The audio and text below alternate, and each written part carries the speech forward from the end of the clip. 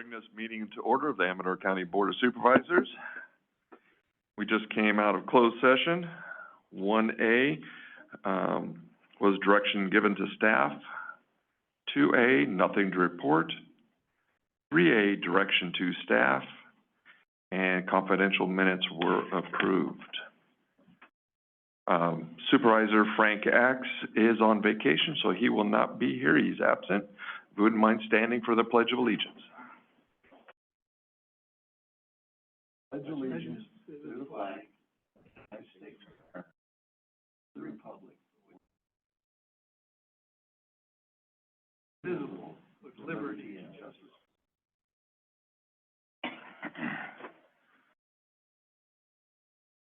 Okay, public matters not on the agenda, discussion items only. No action to be taken. Any person may address the board at this time upon any subject within the jurisdiction of Amador County Board of Supervisors. However, any matter that requires action may be referred to staff and/or committee for report and recommendation for possible action at subsequent board meetings. Please note there's a 3-minute time limit. Anybody on Zoom? Not at this time. Okay. I have something.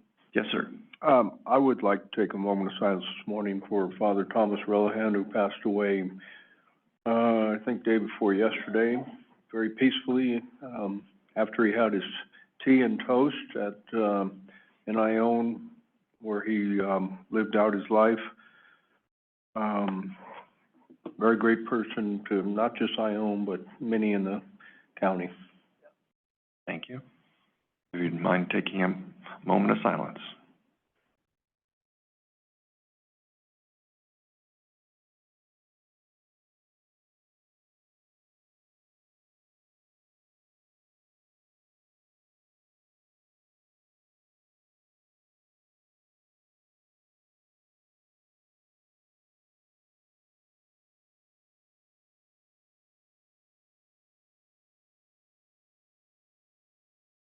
Thank you. Thank you. Approval of the agenda. So move. Second. Call for the vote. All in favor? Aye. Aye. Opposed? 401. Approval of the items on consent. Anybody from the public talk about consent? Anybody on Zoom? No, not at this time. Mr. Chairman, Yes, sir. I had a question. I'd like to have items 6E and 6G, well, never mind. We're good. I'm good. Okay. Then move to approve the consent as presented. Second. Call for the vote. All in favor? Aye. Aye. Opposed? 401. Regular agenda, 5A, Board of Supervisors, discussion and possible action relative to the election of the 2024 Chairman and Vice Chair. I would move that, we elect Supervisor Oneto as the chair and Supervisor Crew as the vice chair. Okay, I believe that's the rotation, isn't it? Yep. anybody from the audience want to speak? Zoom? Not at this time. Okay. Call for the vote. All in favor? Aye. Opposed?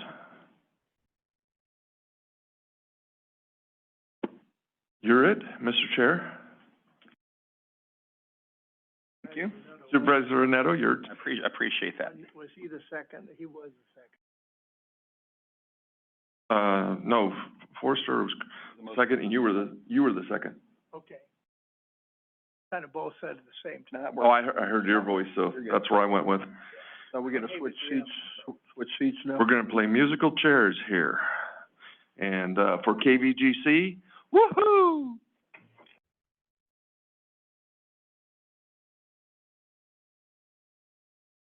Sort of playing music.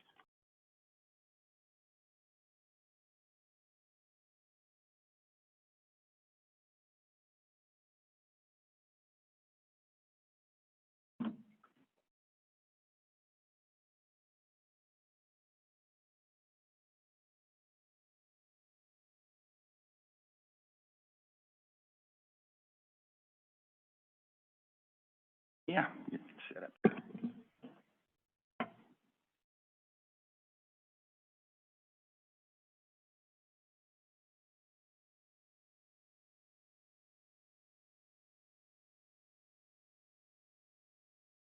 Well, thank you, and it's been a while since I've been chair, so I tell people sometimes that I'd almost rather not be chair. It's easy to concentrate in the meeting if you're not, but anyway, I guess now we'll move on, and next item is 5C. This is 2024 committee assignments. Oh, excuse me, I forgot something. Hold on. I was gonna say, you forget about me already. Yeah. Also, part of this agenda item is we have a plaque, honoring outgoing Chairman Jeff Brown. He had a pretty good year, I'd say. It was, compared to some years, he got lucky. There wasn't too many of those gut-wrenching, people wanting to kill you type, decisions. So we have a plaque here, and it's to Jeff Brown for being chairman for the year of 2023. And I'd like to present this plaque to outgoing chair, former chairman Jeff Brown. Also, before I do that, is there any members of the public that would like to address the board? And on Zoom, doesn't appear to be anybody. Well, Jeff, I have a plaque here for you. Heather wants to get a shot. Yeah, you might want a picture up front, I think. Or you want to do one who get right here first?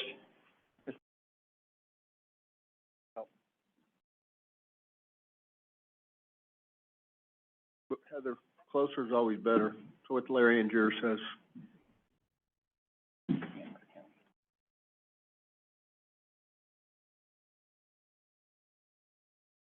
Uh-oh, hold on.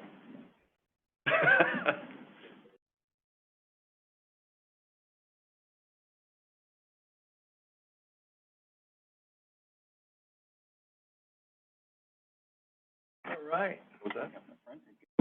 No, this is good. Okay, we're good.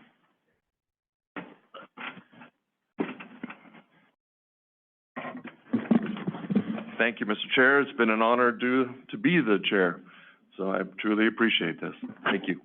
Well, hey, thank you, and you did a good job, so. I kept us out of trouble. That and keeping the meetings going, that's, you had a lot of nice, fast meetings, took care of business. It's good. So with that, no members of the public, we're good on Zoom. Moving on down now to item 5C. This is committee 2024 committee assignments. Anyway, we have a committee list, and I think everybody seems to be pretty happy with the committee's assignments. Any questions, any of the assignments? Mr. Chair, there was one for RCRC Finance. Normally the RCRC alternate would be the same for the RCRC Finance, but we have Supervisor Axe on there. Okay, we'll go ahead and make that one change, and we'll have Supervisor Brown being the alternate on the Golden State Finance. That's authority, it's GSFA. Okay. I see, you're crossing out the fire clearance standards ad hoc committee. Yeah, I think it's done its work. We can always add if we need to at a later time.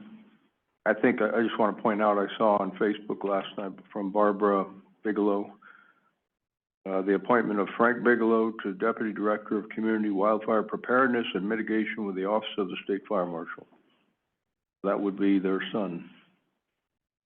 Well, that'd be good, because I think, came off a ranch and probably understands probably fire and. Yeah, that's why I pointed it out, that it's probably a good thing for us, although you still have to deal with the bureaucracy of the Office of the State Fire Marshal. But, I just brought it up in relation to that being crossed off, that, we do have something positive there. Well, the thing is, for a lot of years, the message has been, you know, don't get me wrong, I love trees, but we've had a real good PR campaign to, don't cut a bush, don't cut a tree, save nature. And I love nature too. But if you look at it, I remember how there used to be a lot more open spots around, say, just Jackson. Mother Nature's filled them in with shrubs and bushes and trees, and if you don't thin stuff out and clean it up, at some point Mother Nature kind of does it herself, and if she doesn't have burns on occasion that are low intensity, you have a mega fire, and they're never good. So, like I've told people, especially in the upcountry, clear out around your houses, and if you see your neighbor's house, you might keep your house and your neighbor's house too. So, get your fire clearance. You want a motion on committee assignments? Yes, I would like a motion on that. I would move to approve the appointments. Second. Okay. Any members of the public care to comment? Seeing none. Call for the question. All in favor? Aye. Any opposed? Carries 4-0-1. Moving down, item 5D, this administrative agency, Amador County impacts due to Proposition 1. And I put this on, more for board information than anything else. It was in the CSAC packet and addressed at the last, CSAC Board of Directors meeting. I asked for our staff to be here today to speak to this and what they think. If you read through this whole thing, there's a lot of information here, but, the impacts are likely to be a cutting of our MHSA funds by about a third, is the way this reads, and, more state control. So usurping the local control. I can tell you a lot of counties don't like what they see here, but most counties, probably all counties at this point, are not opposing it. It's polling, according to Paul Yoder with a lobbying firm in Sacramento, at about 65–67% pass rate. I think it's really going to be bad for counties, although they build in exemptions that you have to apply for small counties. You may get those exemptions. I would imagine it's likely that it'll happen, but there's just a lot of unknowns at this point. So I'd like our staff to speak to this and see what you think. Yes, it's good for behavioral health. I'm not sure it's going to have a dent in homelessness. I mean, all the money they've thrown at homelessness at this point hasn't really done anything at all. And now they're going to throw a third of this money. And what the concerns were from our neighboring counties were that with this MHSA money, we've built coalitions, we've built programs, and it's putting those at risk at this point of continuing in the future. All of that. And, you state your name for the record. sorry, Melissa Cranfield, Behavioral Health Director.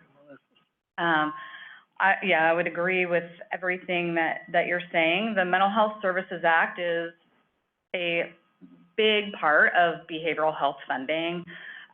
It's something that's been specific to just the Behavioral Health Department and pretty much has assisted with internal staffing, internal programs, as well as all of our contract providers. And you see all those contracts over the years and approve those contracts for us. The Mental Health Services Act had 5 original components, and the way the reform would change that is to the allocations that each county get, instead of it going to those 5 different components, it's going to a third to housing, which would be just housing, physical housing, infrastructure, not supportive services. And in order for this to work, we need the supportive services. And we've had, as you all know, No Place Like Home that we've been trying to get, and we've had difficulty with that. So more money going to housing, we're not really sure how that's going to be helpful. Small counties have expressed concern about having those funds unspent, because that's how we are with No Place Like Home. We have $8 million right now that, since we can't get this project going all the way, you know, it's kind of just been sitting there. We're still working towards that, but if more money may not necessarily be the answer. A second third of that allocation would change to full service partnerships. Right now, because we're a small county, we have a small group of clients that fit under that full service partnership, which is the kind of, they used to call it the whatever it takes model, so more wraparound services for folks. That part could be good. Many of our clients will probably become FSP if this passes to ensure that they get the services that they need. Then the last third is all those other components with some of those taken out, like innovations will no longer exist. They're changing, so it's no longer prevention and early intervention. It will just be early intervention. So anything that fits into that prevention will have to be looked at to see, can it fit in a different component, or is that something that we're not going to be able to sustain because we don't have prevention dollars? So it is going to shift how we provide services, especially with contract providers.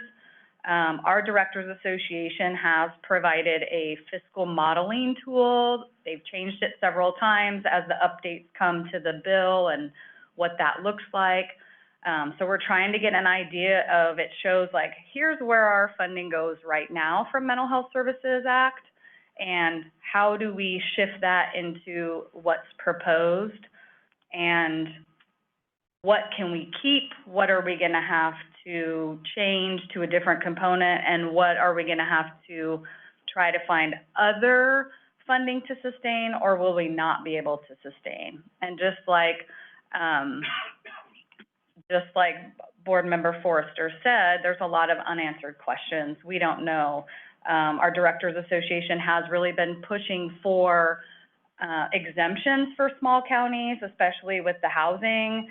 We don't have, because then they said, well, you can use it for rent. Well, we don't have very many places that we could utilize it for rent. We had funding in the past for rental assistance, and because affordable housing is so limited in the county, that's difficult too. And one of the reasons the state was saying they wanted to modernize the Mental Health Services Act was because there was concerns in some counties. There was just lots of money that was sitting there and not being spent.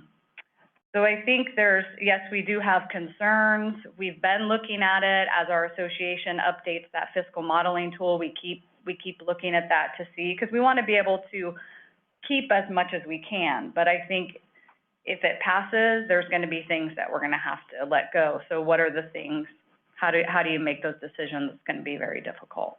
Can you address the new accountability oversight provisions they built into this with sanction provisions, audit requirements?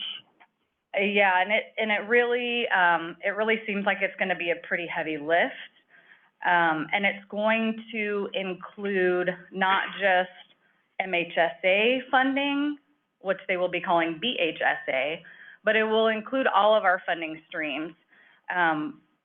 Part of CalAIM through the state was to do some payment reform, and in payment reform, they eliminated the whole idea of a cost report, that we do a cost settlement at the end of the year. And so I think this is something that may be replacing it, because this isn't just looking at our Mental Health Services Act funds. It would be looking at our realignment funds, any block grant funding that we get, and it's a pretty extensive amount of reporting. They want to look at outcomes, which we do a lot of that anyway, but it'll be to a much larger scale that we'll have to be doing reporting. And if you don't meet certain milestones, there may be sanctions, and not really sure what that can look like, and how they're gonna determine some of those sanctions based on the outcomes. And if we get to identify our own outcome measures, there's some that the state is going to define for us. Those programs that have been created for mental health services, they're not going to backfill. If they take money from those and focus it more on behavioral health, the way this reads is they're not going to backfill that money to allow counties to do the job that the state requires them to do. Is that correct? That's what it's feeling like, yes. Yeah. And that'll be another state unfunded mandate, it sounds like. Also, Richard, you'd asked about unfunded mandates, and I brought it up a number of times now in RCRC, and RCRC is looking at that unfunded mandate question pretty hard.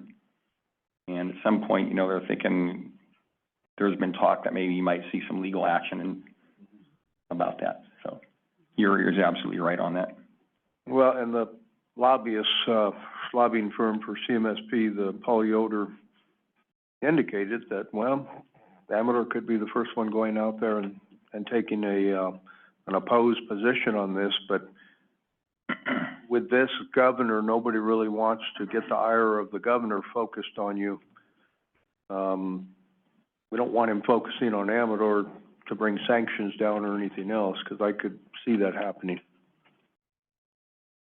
Really? Yep. No, you're right. Yep. Contrary to popular, message, that does seem to happen sometimes.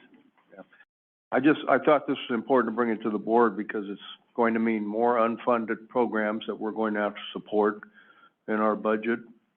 And it's gonna turn the money a different direction to more new programs that people are gonna have to deal with. Probably gonna need more staffing to deal with the audit requirements so that we don't fall out of favor and get, a poor audit and then, have sanctions in place, or have the state come in and say, we're gonna have to take your program over. And you know, the whole mental health thing, I mean, it's become painfully obvious. There's a big relationship to drugs. I mean, it's huge. And I was talking to somebody the other day, they were saying down in like the Los Angeles area, the state was trying to put in place a program where if you have a hotel or motel with a vacant room, you're supposed to notify somebody in the state, and they're going to put homeless people in there.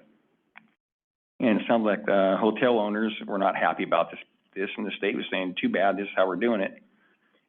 And they're saying what actually kind of stopped it was like, the house cleaners and the janitors and the maids were like, we're not cleaning up at that, and we're not doing this, we're not dealing with it. And I guess the state kind of said, well, let's stop and think about this. But it was going, period, and just, they said, we're not doing it.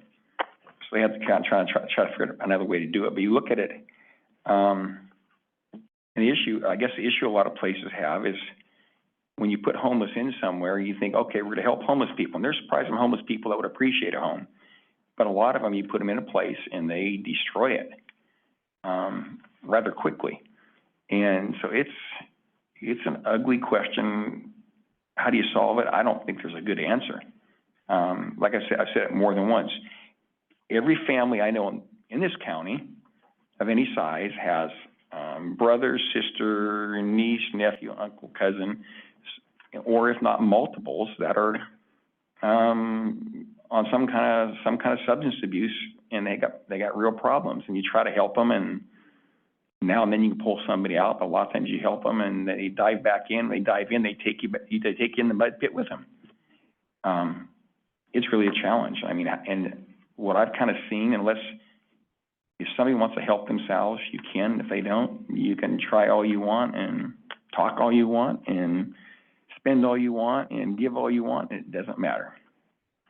But anyway. So, though, just wrapping it up, towards the end, the second to last page, I mean, you can see there's 6 points that CSAC clearly takes a stance on Prop 63, the Mental Health Services Act.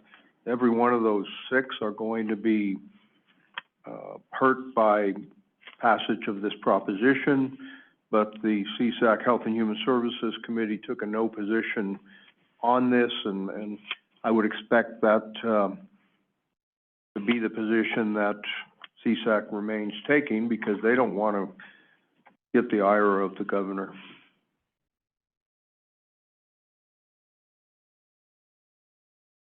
Well, yeah, the only problem is if nobody ever takes a position, or if you don't get enough people, and I mean, I guess somebody's got to do it, but CSAC's a pretty big entity, and I think if you saw some of those entities, whether it's RCRC or CSAC, say, hey, we're opposed to it, they could probably do it if they wanted. Well, we can, I brought it for information. You can mail it over and see what you want to do in the future. But okay, well, I want to take some public comment. Yeah. Any more comments from the board? No. Members of the public like to comment online? Not at this time. Okay. Well, thank you, Richard. Thank you. All right. Thank you, Melissa. Thank you. Melissa. Thank you, Melissa. Moving on down to item 5E, This is State Route 88 Pine Grove Corridor Improvement Project. And this is all of a project, up in Pine Grove. It's been around for quite a while. It looks like there's 4 courses of action that have been suggested. I mean, one is wait and see if additional funds come from external sources that can be committed to make up the shortfall of the funding that is available compared to what the bids came in at. Or else you could award ITB 23-23, State Route 88 Pine Grove Corridor Improvement Project to George Reed, in an amount not to exceed $9,858,426. And B, authorize board chair to sign a construction contract based on the standard sample contract, contingent upon county council and director of public works approval. And C, delegate authority to the public works director to accept the completion of the work and sign and record notice of completion if no liens or stop notice have been served within the 30-day period. And D, authorize the board chairman to sign the agreement or release of claims upon completion of the project. And authorize the public works director to release retention and final payments to the contractor. Or option 3 is reject all bids and direct staff to scale project back to fit the current available funding. Or option 4 is reject all bids and terminate the project. What happens basically, the bids came in higher than what we have funding, so the board's just trying to figure out what direction we're going to go. So, do we have any comments from the board? Can we hear from staff? Because that was the whole point, to wait on this, to hear if there's any hope from Caltrans for getting funds.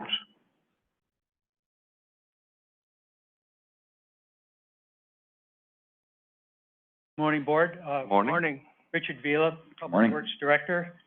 Yeah, this was brought to you initially December 19th, and at that time, with the same 4 options, and the board decided to go with option 1 to wait and see what would happen.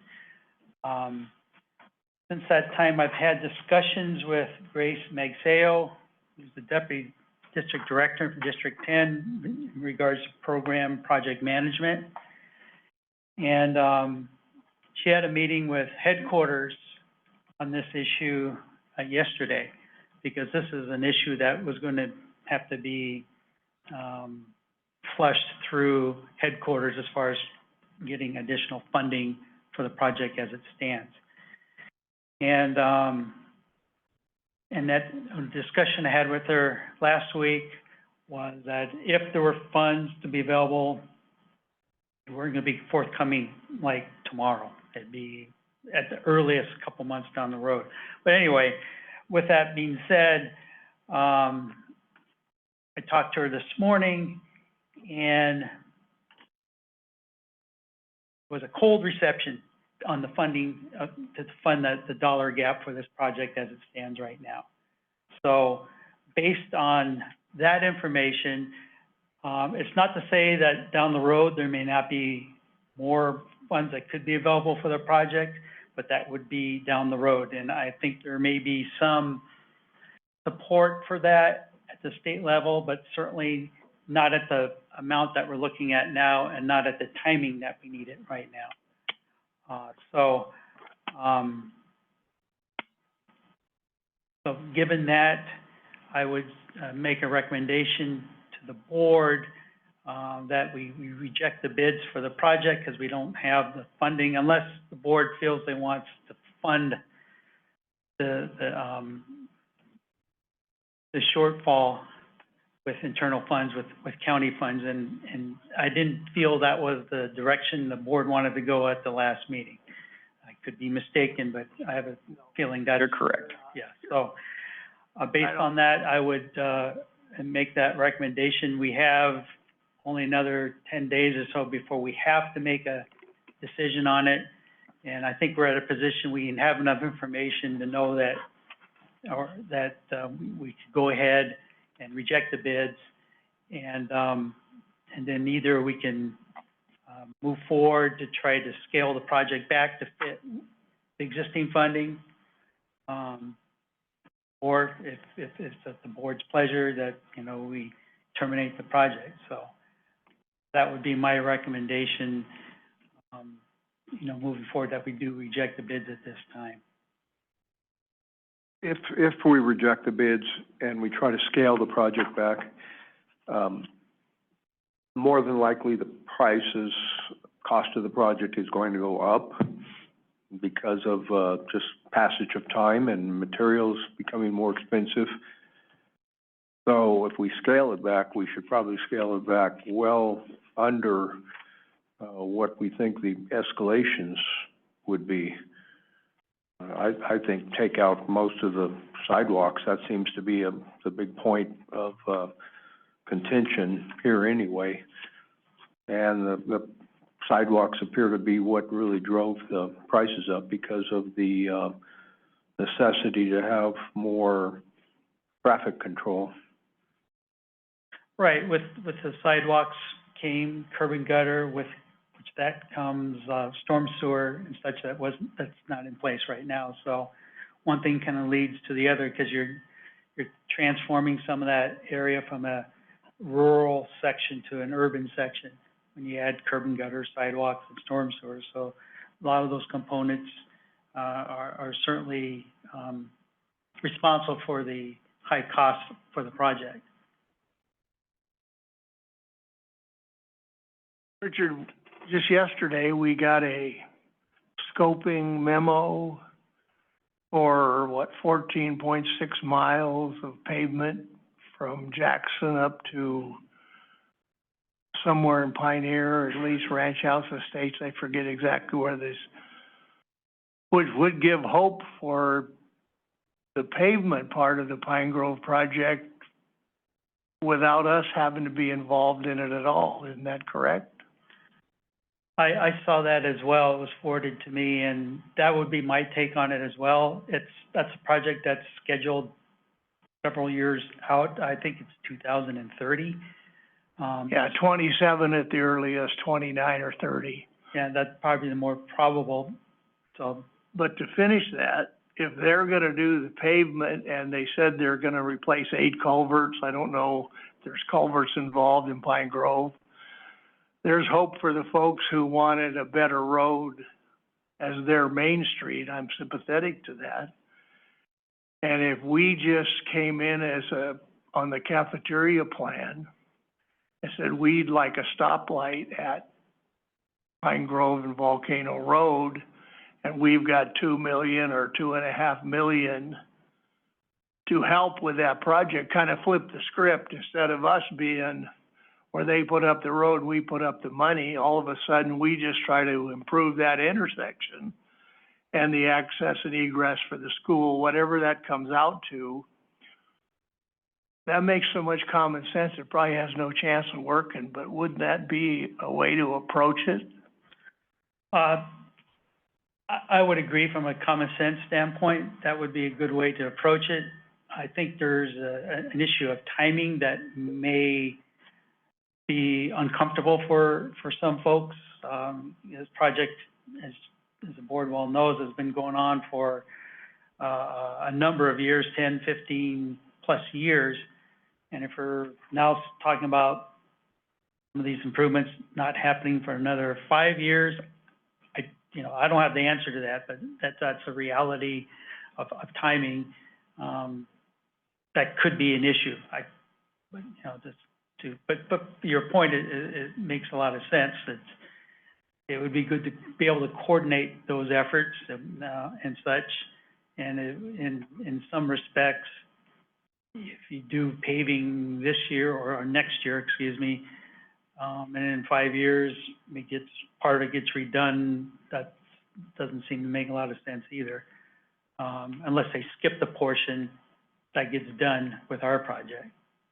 I think I've only been on the board 7 years now, when this project's been going on the whole time, but all the holdup has been on the Caltrans with design, redesign, undesign, over-design, new director, new engineer, stops.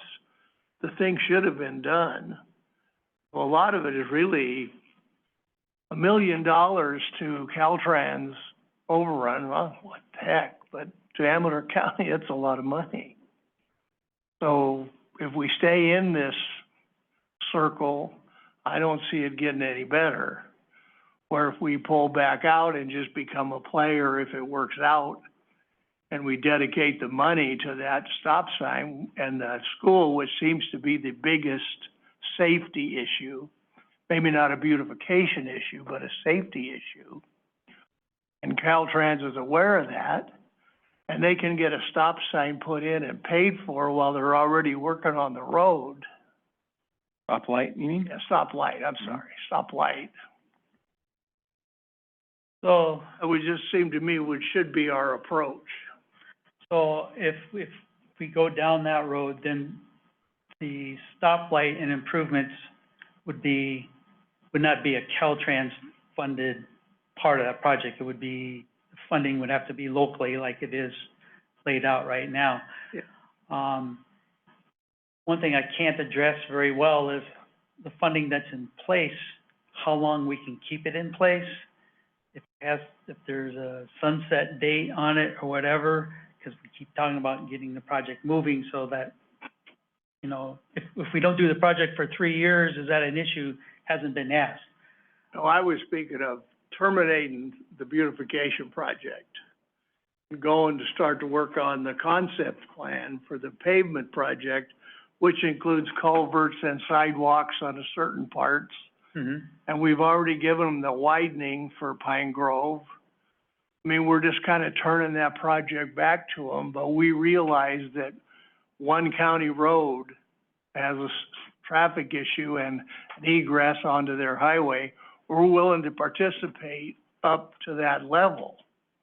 But we're not gonna leave the money with them while they're, because the other thing, every government group loves alternative funding. So if they're gonna redesign this and truncate the project, I think we'll end up with, what, 4.9 million we have left in was one estimate I heard. We'll end up with a $5 million stop sign, no sidewalks, and nothing else. So I think we terminate the project and take a fresh run at it under this new concept plan. So if that's, you know, if that's something I we need want. Mr. Gedney up here. If we terminate this project, how much are we subject to losing then? I think it was around $4 million.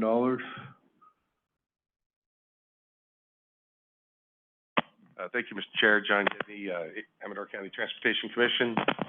We talked about the potential of closing the project out if termination is the decision, and that would be a process that would take probably several years. Right. We've talked about that, the accounting of the previous funds and responsibilities of how we move forward.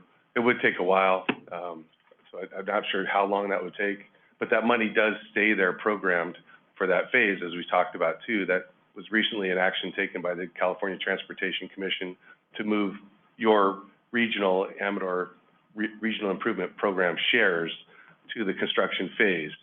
So they're preserved there, but the timing on it is interesting on how long the. But if we terminate the project, how many funds do we revert back and lose those funds? That's the question is, through the closeout process, how much of that, those RIP funds? And I think that was in the documents in our last meeting. I thought it was around $3 to $4 million. Can't be sure how much it would be or how long it would take, but that money would eventually, some or all of it would revert back to the county for programming. Back to ACTC. For programming to. It was 3.2 that we've spent already, and there's 4.9 in the wind, but with the closeout, there's design chargebacks. Right. So it's hard to say, but an estimate that I heard that should be somewhere between 3.5, 4 million net back to ACTC. Correct. Right. Yeah. So. And we're gonna lose some money along with that too, that we would have had in this project. I can't support rejecting the bids, but I'd like to scale the project back rather than just do away with the project, you know, and keep talking to Caltrans. If that doesn't work, then we might change our mind in a couple months. But you know what, you need to point out to them, look, we've had our money, you've redirected money in the past for bridges away from Amador County because they were over budget down in Stanislaus County. The same should apply to us. We should get that same consideration and respect. I think that $64 billion shortfall in the budget's gonna cloud the issue some too. Oh, yeah. Any more board member comments? I'm in favor of rejecting all bids and directing staff to scale the project back myself. Okay. You're gonna end up with a $5 million stoplight.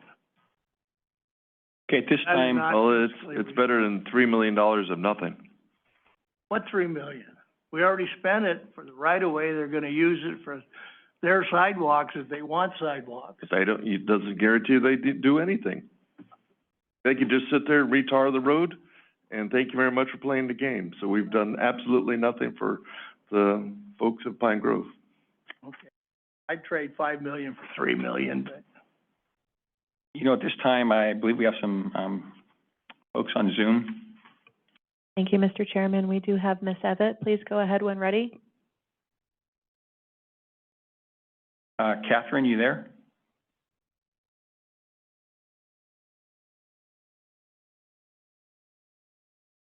I think, can you hear me now? Yes. Okay.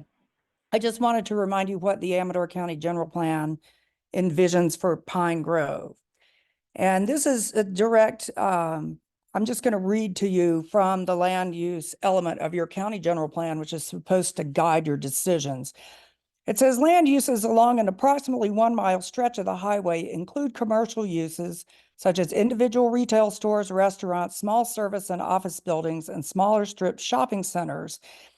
Although a variety of services and activities are available along both sides of the highway, State Route 88 dominates the landscape, and a person running multiple errands must make several short trips by car. Where sidewalks are available, they do not connect multiple services or offer a meaningful alternative to the automobile. The Pine Grove Town Center will provide a downtown for the upcountry area, offering a central site where services will be available to upcountry residents. The town center is envisioned to include a cluster of mixed land uses with cohesive design elements to create a defined main street, establishing a sense of place specific to Pine Grove. The Pine Grove Town Center will encourage infill development of additional services, stores, offices, and housing. And it goes on to say that the county will establish design guidelines for new commercial development in the town center, specifying that new buildings will be built closer to the street with the front of buildings facing State Route 88, which will be upgraded to include sidewalks. Rear parking areas will be screened. Sidewalks will be a required part of new projects connecting new and existing buildings. The county will encourage use of shared driveways and access easements. Anyway, it goes on about that, and it's disappointing to see the county just abandon its general plan. I mean, the general plan's been in place for years now. This has been in the general plan. General plan was adopted after many years of discussion. And to just say, well, let's just go back to having Highway 88 just be a highway through town and discard the goals of the general plan are really sad. And I'll add here that, you know, I'm piping up from home, and you can probably see there are precious few people from Pine Grove who are speaking up on this project because they feel like you've completely abandoned them and the 20 years of work they put into this project. Thank you. All right, thank you, Catherine. Nobody else on Zoom, it looks like? Not at this time. Any other members of the public? We have one, sir. Yeah, you have one.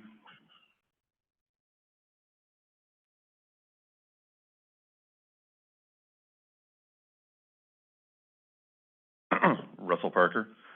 In the context of scaling back, a thought that occurred to me here, if part of the big issue that was being addressed by Director Vila is that a hardscape sidewalk then incurs all these additional things like the storm sewers and such like, and that's what's driving a lot of the cost.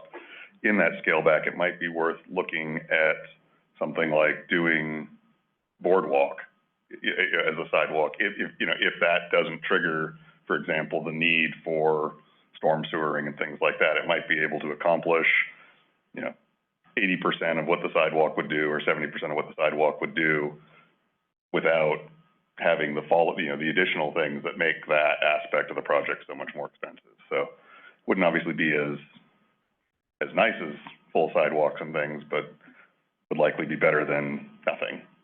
So would probably be worth assessing at least I would never thought that the sidewalk was that big a portion, but if all those extra things that put a hardscaping sidewalk in cause, maybe doing really nice raised boardwalk could be done at a lot lower cost. I don't know, but it might be worth getting a bid on.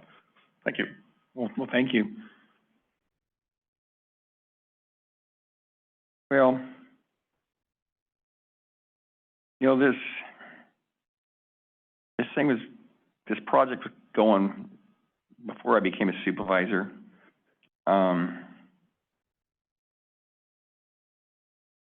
I guess it got wings and flew. Maybe it shouldn't have flown in the first place. I know there's a need without a doubt for some help at the school. One thing that's been kind of glaring the whole time is we've never heard nothing from the school district. Zip. They never came to plate. Kind of a little bit dismaying, but they didn't. Early on, the project was a lot bigger. I mean, originally, I thought I was kind of new. It appeared to be a Caltrans project. I remember the time thinking, God, they're doing a lot. It seemed like Caltrans is wasting a lot of money there. And I thought, well, it's kind of a waste of taxpayer dollars. And I thought, well, should I fight it? And I thought, as a supervisor, I thought, well, I guess maybe might be doing some good for Pine Grove. So why should I fight Caltrans if they're going to break the bank their bank in Pine Grove? And later on, found out, hey, actually, it's money that the county can control or does control. And at that point, it's like, oh, damn. And another supervisor and I says, this is it's going to impoverish our local county roads. Money that could be used on local county roads going to be going this project for probably 30 years. And we started pushing back and saying, there's a problem here. And we made the project smaller and smaller. And finally, couldn't kill at that time. I thought, well, okay, maybe it'll do some good for the school there, because that is a problem. And I kind of stopped fighting it and was actually, to a certain degree, supportive of it. And then along the way, I ran, and there's a couple of people I know that are registered civil engineers, and I respect their judgment, and they're competent. The first guy that told me, hey, what you're doing up there is not going to solve the traffic problem at the school. It's just going to transfer it over on the Pine Grove Volcano Road. And he says, plus he's the cut slope, there's 3 1/4 to 1. He's that red clay soil. It's not going to hold up. You're going to have bank failure where it comes down off the school down the Pine Grove Volcano Road. And plus it's really icy spot, which is, it's kind of a cold spot there. And this one engineer telling me that concerned me. But I thought, well, engineers have differences of opinions, and we've had engineers look at it, and this is the golden baby. And then I had another engineer I know who I think is very competent also, and I don't think they compare notes, told me almost the same thing. And I thought, oh boy, 2 people are saying the golden baby is not golden. And I thought about what they said and thought, I can't. The reasoning and the logic appears good. And at that point, I decided, you know what, I'm opposed to the project again. And I understand there's a problem there, but I think what we're looking at doing there is not going to solve that problem, because you're still going to have that traffic coming out from the school, going to Pine Grove Volcano Road, and where do they go from there? Everybody's going to go back up to 88, try to make a left turn on Pine Grove Volcano Road. Somebody decided to go down on the Pine Grove Volcano Road down towards Volcano. In the winter, you try to avoid that if you can, because it's pretty icy in there. But I don't think it's not going to stop the traffic back up on Highway 88, because that's people trying to get into school, and they park there and wait for school to open. So I don't think that's going to really change. So personally, I'd like to see us reject all bids, stop the project, put it in a shelf, and, if Caltrans comes up with something they want to do and that work is there available for them, we can hand it off to them and let them carry that ball. That's where I'm at. Don, can you answer a question? Back to the funding.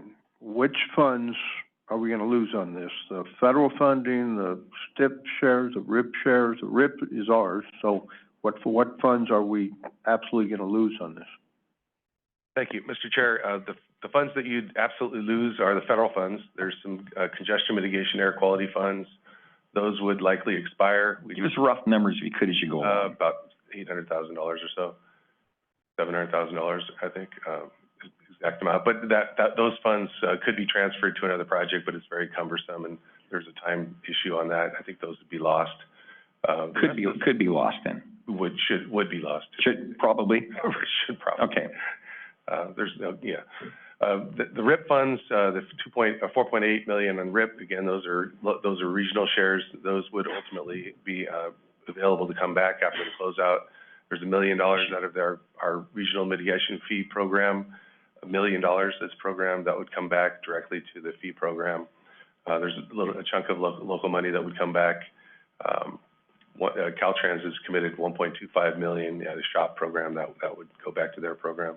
So really, realistically, it would just be the federal money. And HIP, there's about And the SHOP money. $800,000. And the SHOP money. So you're talking about 2 to 2.5. You already mentioned the Caltrans money. 1.25 million in SHOP that Caltrans that would go back to their program. But could I address another issue? I'm actually kind of annoyed, esteemed actually, with the response that Director Vela got from Grace regarding the coolness of headquarters and their response. Grace Magsale at District 10. Because I remember, as you mentioned, the history of this, when this project was about $40 million back in 2014 or so. I remember being at a meeting at Caltrans headquarters with a former director, Charles Field, ACTC, and at the time they were presenting the program, the funding program, and again, it was 40 million total, and ACTC had somehow identified potentially maybe 20 to 30 million that they could cobble together to complete the project, and there was a looming $10 million shortfall. Just question on that. Where would that 20 or 30 million have come from? Yeah, that's a good question. It was, I think it was gonna basically, earmark our dollars we have that come in, like the STIP, RIP money and STIP money, towards that project for years. right. And those are funds that could be going to county roads, and that's one of the reasons why years ago I started fighting it, because, and John Plaz, Supervisor Plaz, was kind of the first one to really say, hey, what's going on here? And John was right. He's on ACTC at that time. Because that was going to take the funds that could, and we got county roads that are a mess. We got one right now in New Chicago. I went and looked. There's a culvert that Eddie Santinelli and I shoved rocks in, a hole that goes down in the culvert that's rotted out. And the patch is still working. The county road group put some hot mix over it, and we're going through another winter with a culvert with a hole in it with rocks patching it up. And there's culverts like that all over this county. And so I thought, if we go on and do this $40 million project on Highway 88, we're going to have a real lack of funding, even bigger lack of funding for our county roads. And that's why I was like, wait, stop, we can't do this. And that's But at that time, there was gonna be a full-fledged bypass too. And Actually, and it's worked its way down to where it is now. Right, it worked down from a full bypass was about the $70 million option, but we got it down to 40, and that was through the town option. But yeah, it was like 80 to 100 million for full bypass, and then it got down to 40 million. And if we didn't went ahead with that $40 million project, a lot of that $40 million would have came out of money that could be going towards the local county roads. Yeah. And by making it smaller, which we have, it was going to be able to put more money towards local county roads quicker. If we put this project on the shelf and hand it off to Caltrans, it'll make more money available to local county roads even faster. Which, I look at I look at the problem in Pine Grove. Yes, there's a problem with traffic there, trying to get into school. it's a problem. It's also it's also a state highway. And then I say, okay, we can go spend millions there, or I look at, we got culverts with rocks in them. It may wash out this year. Right down the road, there's another culvert, below Santinelli's house. That's got a hole in the side of it. It's starting to wash around. And there's culverts like that all over the place. And I'm not blaming Public Works. They haven't had enough money for a long time. So I don't blame them at all.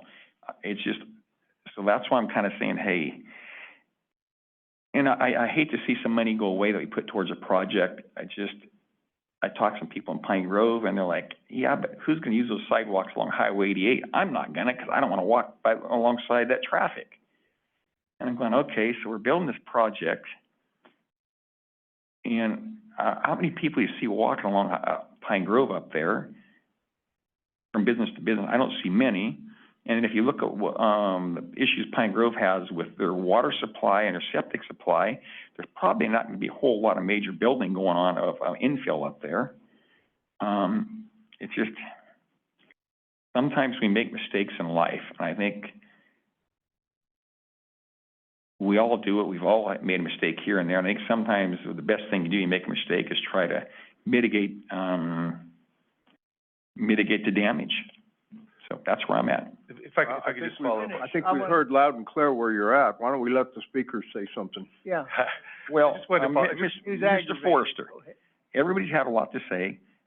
The chair should say less and manage. I let everybody have their say. He had said his say. At some point, I want to have a say. So we've heard from the public, we've heard from other people, we've heard from the board. I want to have a little say. So I just wanted to support your comments and Supervisor Cruz's comments that Caltrans has a responsibility here to step up. Years ago, in the meeting with Charles Field with headquarters, there was a $10 million shortfall that was identified, and headquarters staff knew that we were cobbling this together and encouraged Charles to continue moving forward with the project with an implicit, not a guarantee, but an implicit support that $10 million would show up at the end of the day. We were in environmental phase at the time. We were moving toward design. We were far away from construction. And headquarters staff encouraged Charles clearly to continue moving forward with it. So it wasn't just the political support that you were hearing from community members in Pine Grove, but Caltrans themselves said, hey, we're with you. We'll be there at the end of the day. And here we are at the end of the day, and they just told your public works director, sorry, you're on your own. I find that insulting. I find that aggravating to no end. And to your point, Supervisor Crew, there have been delays in this to get this to this point that are entirely the responsibility of Caltrans, changing their design teams, changing their project managers, different district directors, constant changes. And your staff here, Mark, can go down the litany of the delays that have been caused. We should have been to construction on this at least a year ago and probably sooner. So for them now to just throw up their hands and say, sorry, we can't help you, I think that's unconscionable, and I think they should be held to task on that. This project has been developed entirely through your regional improvement program funds, from environmental to design to right-of-way acquisition, and now another $5 million in construction, all with your local money. The only thing Caltrans is kicking in at the end of the day is $1.25 million comparatively. We're talking 12 to 14 million of local money, and they're throwing in a pittance of $1 million. I think there should be some pushback here. Thank you, Mr. Chair.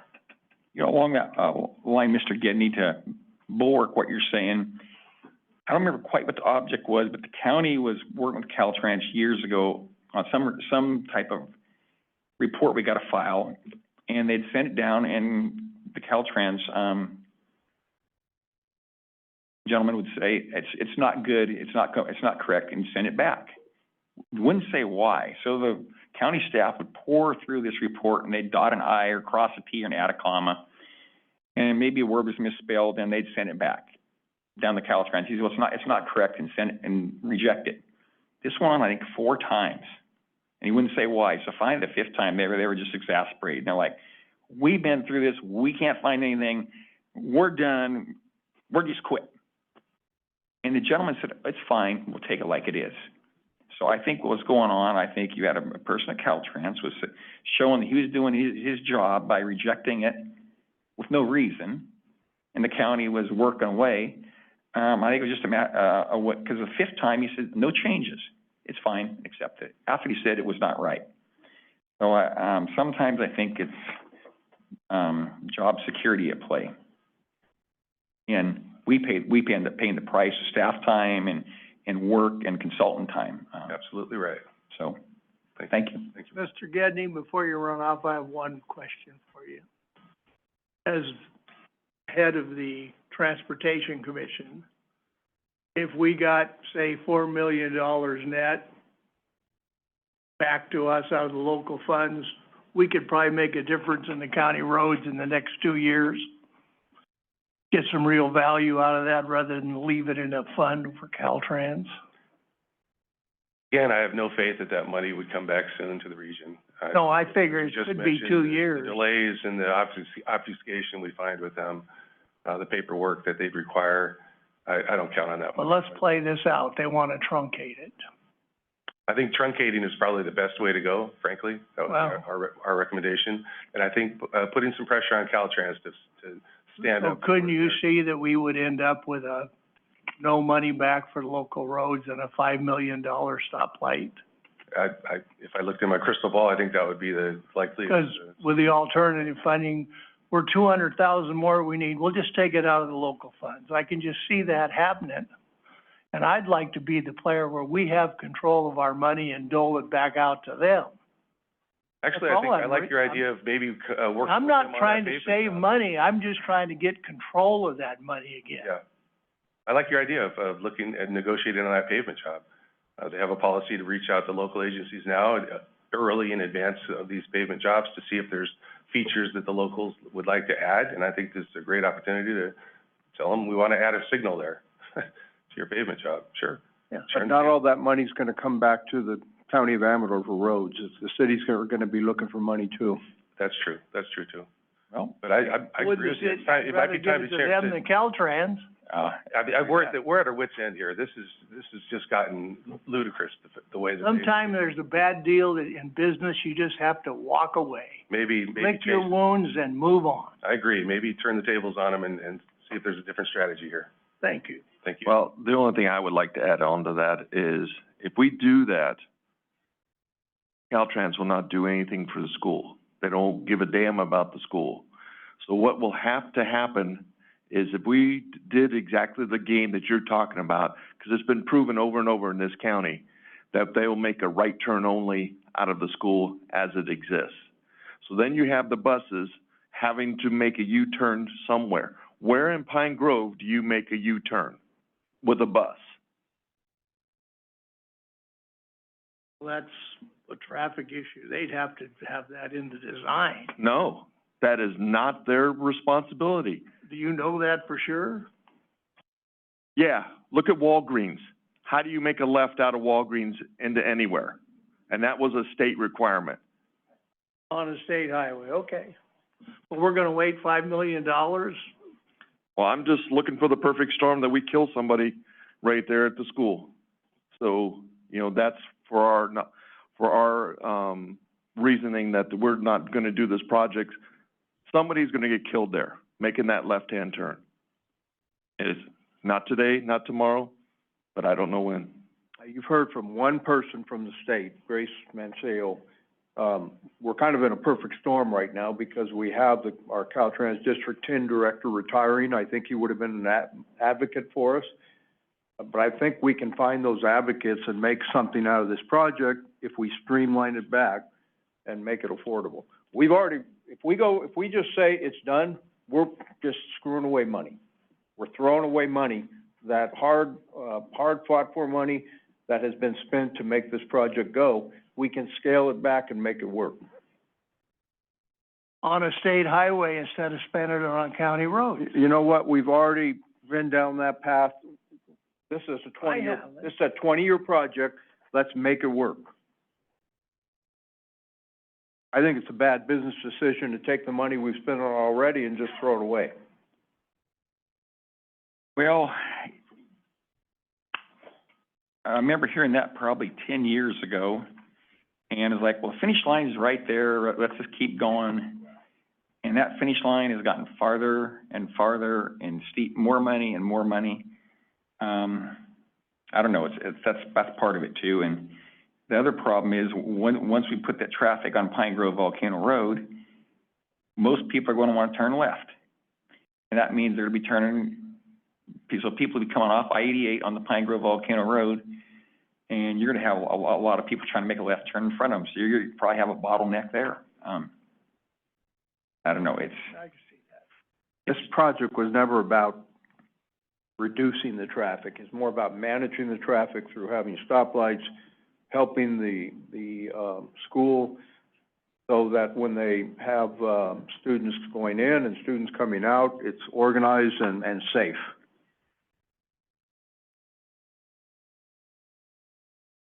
Any more members of the public?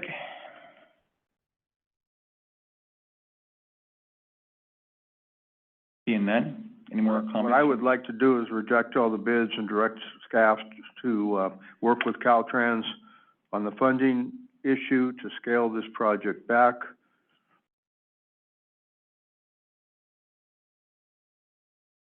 I'll second that. Mike, okay, under discussion.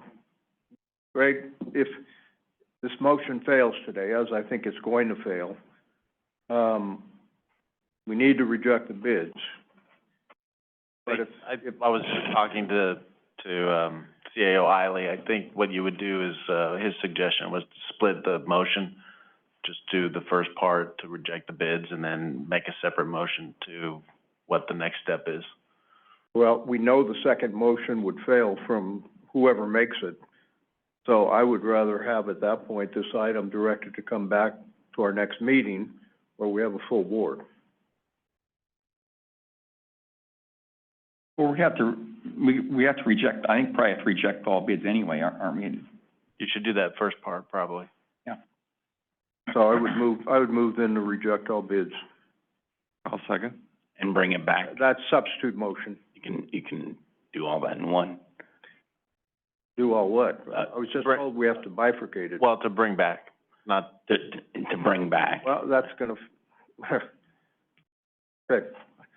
Then I'll, replace my motion with, move to reject all bids and bring this discussion back to our next meeting for more discussion and action by the board.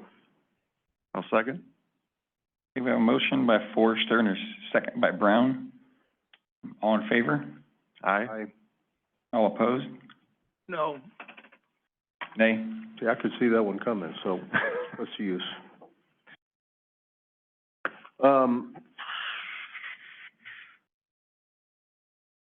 Then we split it off and just reject bids, and then direct staff to do what you want us to do on a separate. Who does that direction come from? To reject all bids, is there, yeah. No, who does that direction come from to bring this item back? Well, right now, I guess staff will just, Either have to work something out. Hmm? Either, or else maybe the board will have to kind of come to an agreement of some sort. Well, I would like it to come back on the agenda for discussion at the next meeting. Does that work with the chair? unless it's gonna be something substantive. If we're just gonna argue and you've got 3 votes with Frank, why would That's we right. agree to that? Or either that, or we can make a motion to have a new chair at the next meeting. If you're gonna dictate what goes on the calendar and what doesn't go on the calendar. I think you have 2 board members here that wanted to come back for discussion About what, though? about a direction, because there's no clear direction to staff right now. We'll probably need something of some sort, Pat. You have a comment there, Mr. Chair. Yes, Mr. Hopkins. Mark Hopkins, Public Works. I might have a solution.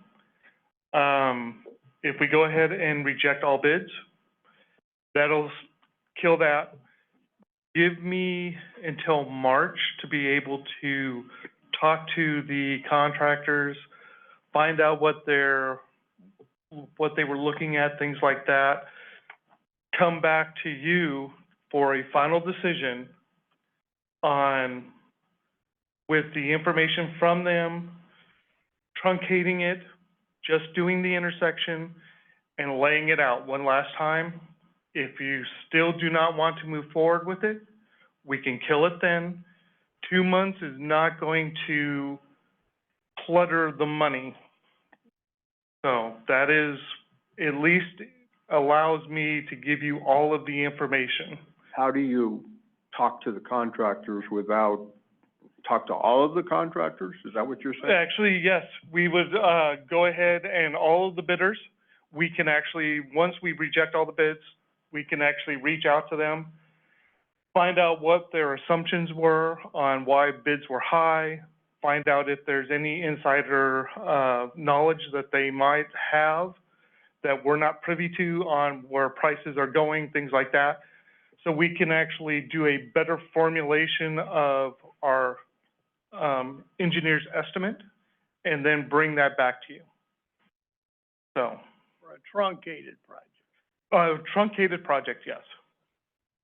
At least that way you can see where we're at. If we choose where we can see where we have the intersection or nothing at all. And then, because again, 2 months is not going to clutter the money. I can tell you from experience, we have 2 federal projects that we've done within the last 10 years that basically took 5 years to close.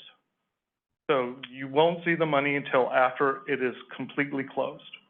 And both of those was, one was an intersection, which was the Ridge Road and New York Ranch, and then a bridge. And it took, I finished up the paperwork for those from 2021. And both of those, if everyone remembers, started way back in the mid-2000s. So. A long time ago. Yes. Wow. That doesn't solve. No, if we're truncated, I'm okay. I mean, I'm looking for is the light and to help the school. You know, if an engineer says that that's a stupid idea to run the driveway out the back way, then that's, you know, that's something we need to take a look at. And, you know, I just went down to walk quarry yesterday. There was a whole bunch of riprap sitting along there, you know, that could be put on the side of the embankment or anything else to keep erosion happening. But I'm looking for, you know, we can't change the amount of traffic that rolls through Pine Grove. No. There's no way that will ever happen. If anything, it's going to But increase. allowing people to get a left safely out of there to go back up to the upcountry is paramount to me. You know, I watch the buses sitting there. You know, I watch all these things. When we get a snow event, and that's where all the buses group, they don't go up to the upcountry, they sit there. So you double what buses are sitting there at Pine Grove School. All those parents that are up country are now shuttling their kids down to those buses there in Pine Grove. So that just makes things different.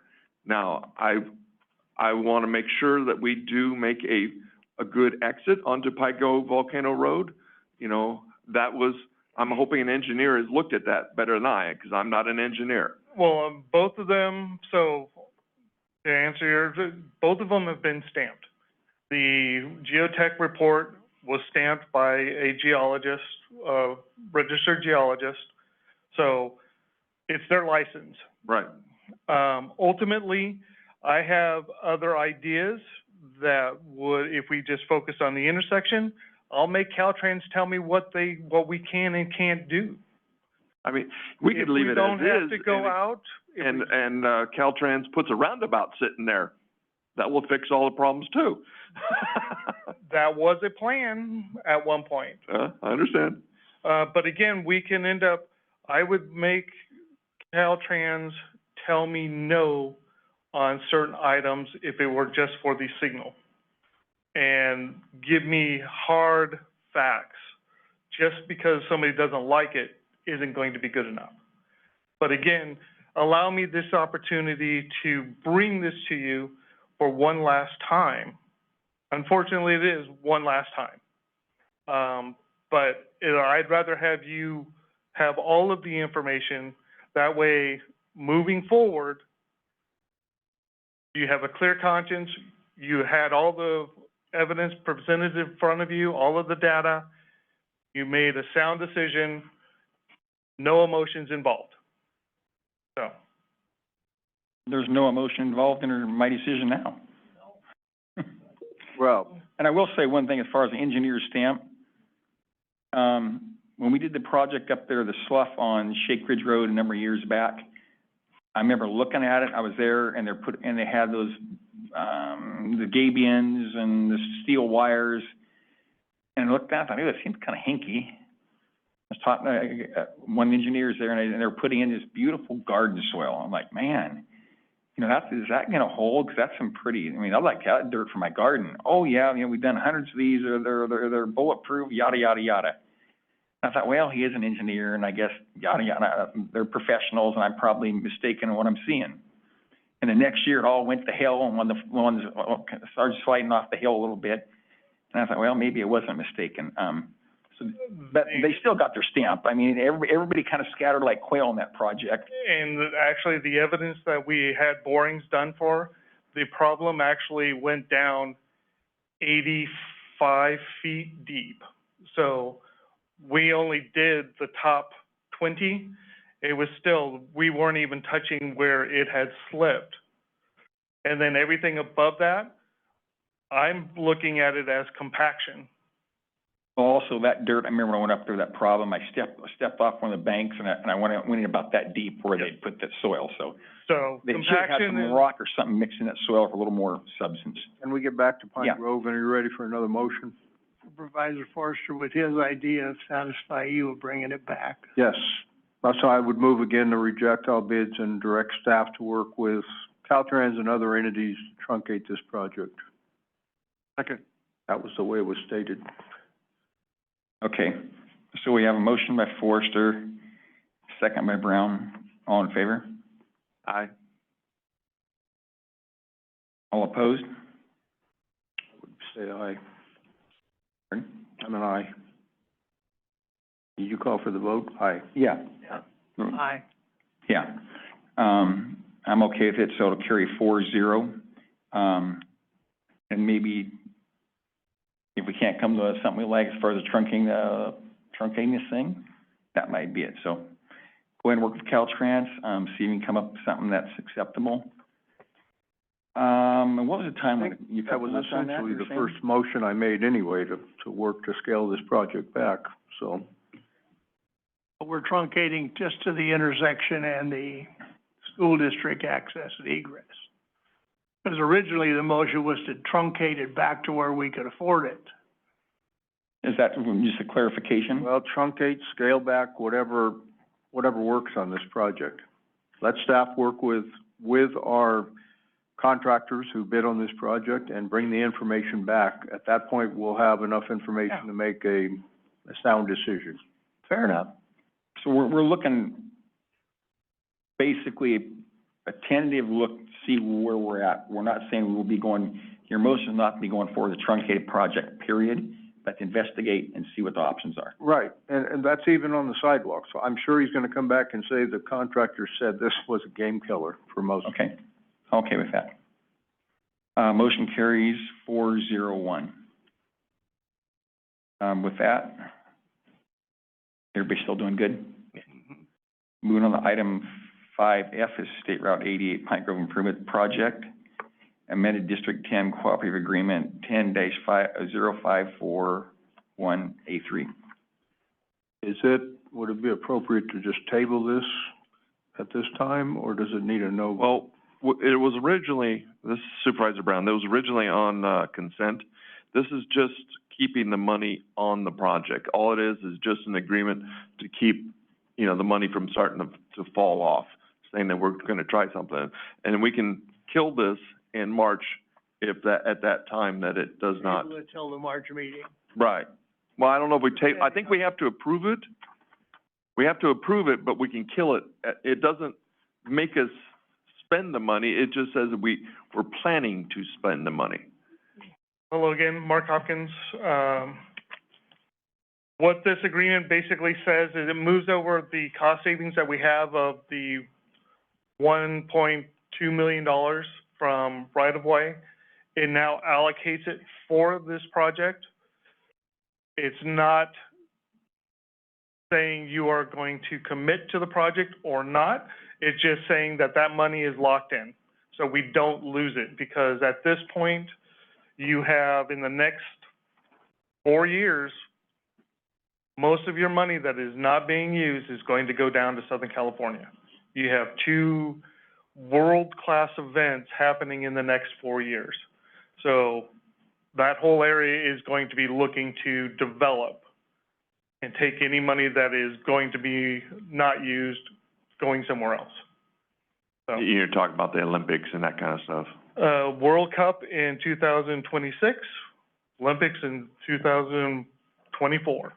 So they're going to ship all money down there, and utilize all of that as best as they can. So if it's not locked in, they have a much harder time. If it's locked in, they have a much harder time of moving it.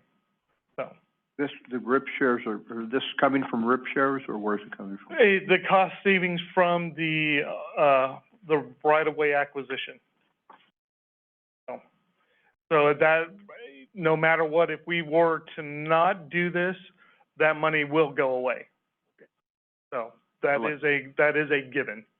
I'd like to make the motion, the cooperative agreement in the current form, and authorize the chair to sign a final version of the agreement by wet signature or e-signature. Oh, sorry. Members of the public? None on Zoom. Okay, so we have a motion, second. Or you got second. I think Pat was the second. Supervisor Crew. Anyway, call for the vote. Aye. Aye. Aye. Aye. Any, carries 401. And the motion was by Brown, and you were the second, Mrs. Crew. Moving down, we have item 5G, administrative agency discussion of possible action relative to amending section 2.68.020 of chapter 2.68 as relates to salaries of elected officials. Except supervisors. Yeah, this basically is, adds in a 30-year, longevity, clause. It's for, non-local officials. Do you want to talk to this, Greg? So this is just to implement the board sort of approved that, adding that step for other units, management, mid-management, the bargaining units. But because the elected officials, to change it, you have to do the ordinance. So this is just implementing that action that you, it was, a lot of those resolutions were on consent already approved. Today, yeah. So this is just, it just adds that longevity step and cleans up some things that were in the ordinance that you approved last time about a wage increase that already happened. So we just took that reference out. Yeah, I didn't like it when we did it, so, anyway. Any members of the public like to comment on it? Sir?